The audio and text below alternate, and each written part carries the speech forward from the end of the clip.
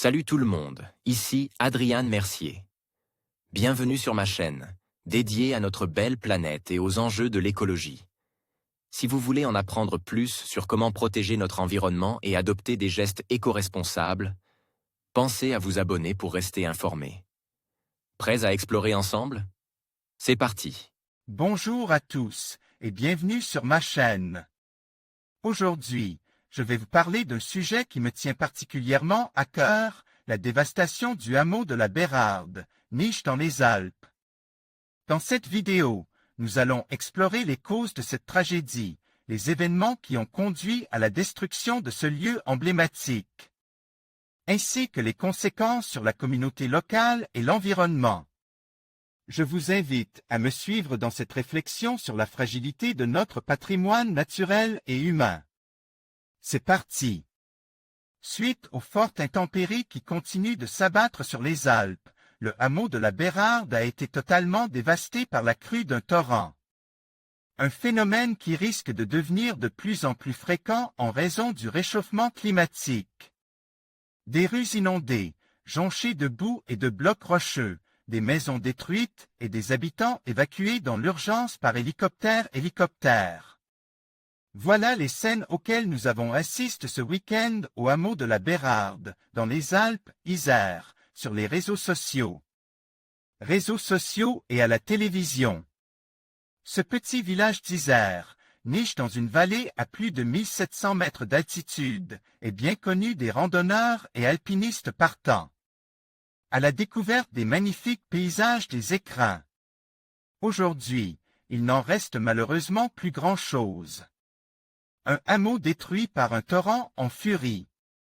Alors que le niveau du Venéon, torrent qui traverse le village, ne fait que monter depuis plusieurs jours en conséquence des fortes pluies qui s'abattent sur la région, la situation a dramatiquement évolué le 21 juin. Cet affluent qui descend de la montagne pour se jeter dans la Romanche a en effet fini par quitter son lit, inondant soudainement le hameau. Le torrent en furie a également emporté un pont, coupant tout accès à la Bérarde et à Saint-Christophe-en-Oisans. La puissance des flots a charrié de nombreux débris, qui ont envahi les rues, ensevelissant certaines maisons. Les dégâts sont considérables et l'on peut se féliciter de la rapidité des secours, qui ont pu mettre à l'abri la centaine d'habitants présents sur les lieux. Le réchauffement climatique en cause. Une catastrophe qui est bien sûr liée à la situation météorologique que nous vivons actuellement, mais également au réchauffement climatique global. L'environnement montagneux est en effet particulièrement sensible à tout dérèglement climatique. En atteste la fonte accélérée des glaciers en haute altitude.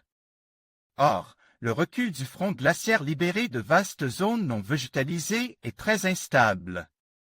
Libérés de leur gangue de glace, ces terrains composés de débris rocheux peuvent être facilement mobilisés lors des événements orageux et des fortes pluies. Débris qui vont alors être charriés par les rivières gonflées qui dévalent les pentes.